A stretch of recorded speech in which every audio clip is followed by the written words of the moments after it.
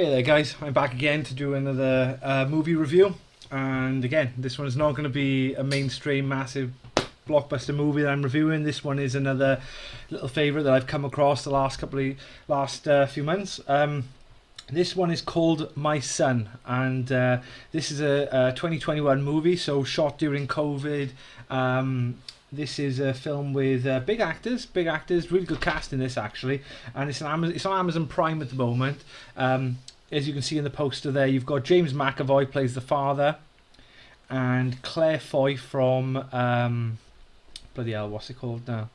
Is it the Royals? I can't remember what it's called now. Royal Family. I don't know, whatever it's called on Netflix. Anyways, the Royals, and she plays Queen Elizabeth. But not in this film. She's playing James McAvoy's estranged wife, and we've got another couple of actors, Tom Cullen and Gary Lewis. This movie, My Son, is an hour and a half movie. What is it about? This movie is about their child has gone missing, and it's the frantic hunt in the first, say, 48, 72 hours for the missing son. Where has he gone? Set up in Scotland. I'm not too sure whether it's set in the Highlands itself, but it is definitely not set in the Lowlands. But you know, we see James McAvoy, like I said, and Claire Foy, estranged couple. She'd moved on. She's got a new partner. The missing child, Ethan. So the dad, which is his name is Edmund, is pretty much blames the father or the stepfather for why his boy has gone missing. This is quite early in the film. We see him accuse the stepfather of having something to do with it. A fight breaks out, and Edmund, James McAvoy, is arrested and told to stay away. The movie is very, very short, and it's not laboured out. It builds the tension as you go through it, and things do move quite fast, really. We see that the detective who arrests Edmund tells him that he's been taken off the case from higher ups, that there is reluctance amongst higher ups in the police to thoroughly investigate the disappearance of this missing child, and the detective who is known to Edmund is taken off the case, so he can't help him. Now there are a lot of suspicious cars that are seen in photographs taken by Frank, the stepfather, and they manage to track down the registration number via the brother of Claire Foy at an insurance firm, and so he's obviously putting in the registration number of the cars and who were they, are they from the area, etc., the make and model of the car. Edmund follows and tracks these people down to tracks this one car down to a farm, and comes across a man by the name of O'Connor, and effectively keeps this man hostage in his barn, ties him to a chair, threatens to torture him, threatens to kill him.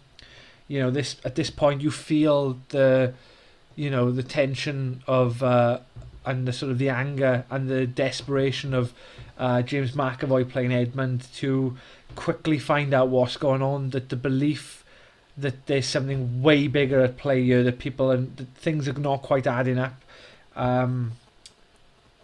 So he comes to this barn with this man O'Connor, who he's tracked down via the registration number. He under torture, this O'Connor character does pretty much fold immediately and is admitting to Edmund that he is a procurer of children for to be sexually trafficked amongst groups of influential, high-paying elites. So Edmund, with the knowledge now, armed, that this is what the role is for, and the desperation to recover his child before something happens to him, tortures O'Connor for the whereabouts of where his child Ethan would have been taken to. So he and his estranged wife Joan, played by Claire Foy, managed to get to a like a country house, a country estate, where there are a couple of people there who are ready to transport Ethan. Ethan is there, held against his will, kidnapped, and they managed to recover Ethan, and one more boy that they did recover from the kidnappers. So they've recovered their own son as well as saved somebody else's as well.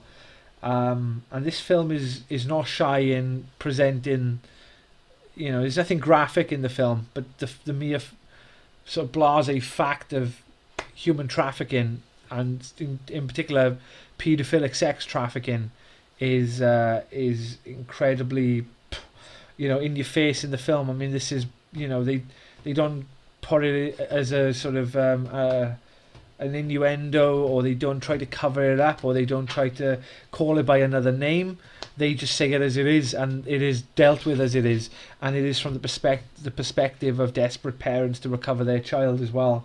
The movie ends on a happy note, thankfully. It ends with Ethan, Joan and Edmund playing before Roy, the detective, takes Edmund away for his court hearing, which is, to do with the torturing of the paedophile procurer O'Connor. So, I suppose, irrespective of how bad some people are, you have to pay the piper if you do torture them. But there you go.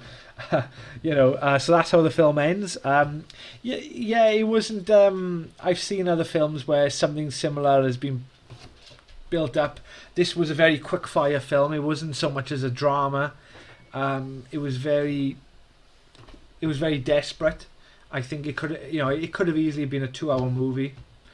Perhaps maybe it did ought to have been, maybe needed to have been, in order to build up the tension at the right and play the right beats along the way. And I think that's what detracts from it a little bit. But yeah, I mean, overall, I'm happy to, it's a decent film. It's a good watch. It's very, very few films made in COVID times, so hopefully, this is a pretty good one as well. And the topic is is incredibly raw as well. So if people can stomach watching a sort of a drama like this and a crime film like this, then brilliant. I love crime movies and stuff. So overall, I give this film a 3 out of 5. Not a massively high score.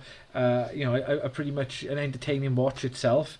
Well acted by. I like James MacAvoy. I think he's a brilliant actor as well.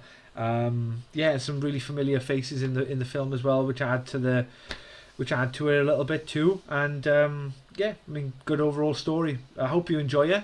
Check it out. It's on Amazon Prime, I believe. And most importantly though, make sure you like the video, share it if you can, subscribe to the channel, and give me a comment. Let me know what you thought of it.